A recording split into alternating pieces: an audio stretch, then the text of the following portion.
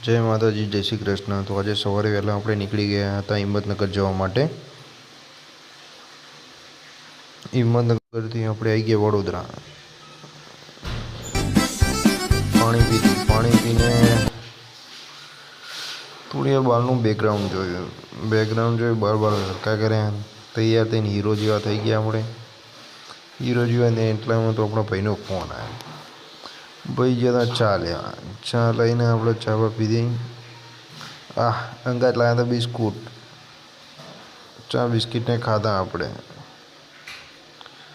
કંઈ ના એટલામાં તો બીજા ભાઈનો ફોન આવ્યો। તો આપણી 3 ગાડીઓ આપણે લગાવી દીધી લાઈનમાં લગાવીને થોડી વાર બેઠા આપણે બધા।